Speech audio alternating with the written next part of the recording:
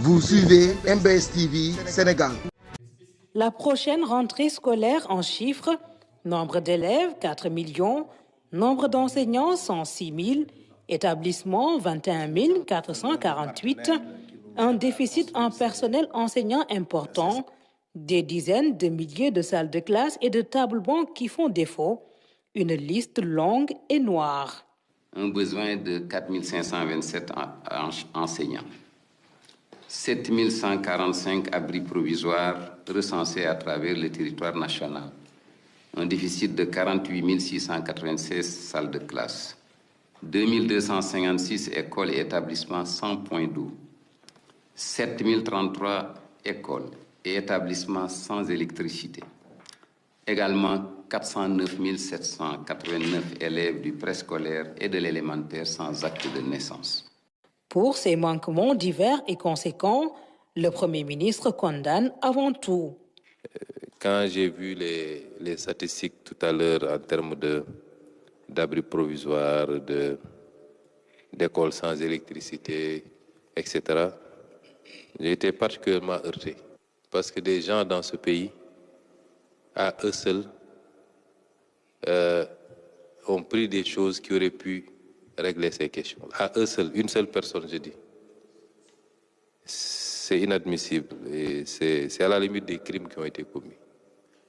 Ça, c'est valable pour l'école, c'est valable pour la santé, tous les secteurs sociaux de base.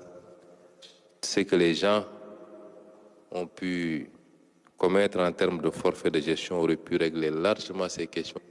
Nous travaillons à rétablir la vérité des choses, ce qui fait que le budget 2025 sera le budget de vérité.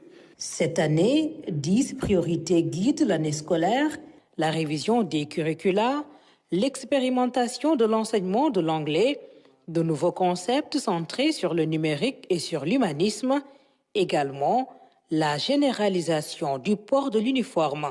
Et j'en profite pour vous rappeler aussi qu'il est indispensable, au-delà de ces uniformes, que l'État veille à éradiquer toute forme de discrimination portant sur des élèves relativement à des ports vestimentaires. Nous sommes dans un pays, comme je l'ai dit l'autre jour, où l'État a malheureusement fait montre de beaucoup de faiblesse et chacun réglemente à sa façon. Dans d'autres pays, quand il est édicté que tel port vestimentaire n'est pas autorisé, tout le monde s'y plie. En République, ça marche comme ça. Et je vous exhorte à nous présenter un arrêté le plus rapidement possible qui réglemente définitivement cette question, de sorte qu'aucun élève ne puisse être discriminé sur cette base et qui sera appliqué par toutes les écoles, y compris les écoles dites étrangères. Elles sont en terre sénégalaise. Il n'y a que les représentations diplomatiques qui sont considérées comme terre étrangère. Elles appliqueront ce que le Sénégal aura décidé. Avant le 27 septembre, le ministère de l'Éducation devra soumettre un arrêté invitant les établissements scolaires à conformer leur règlement intérieur aux dispositions de la Constitution.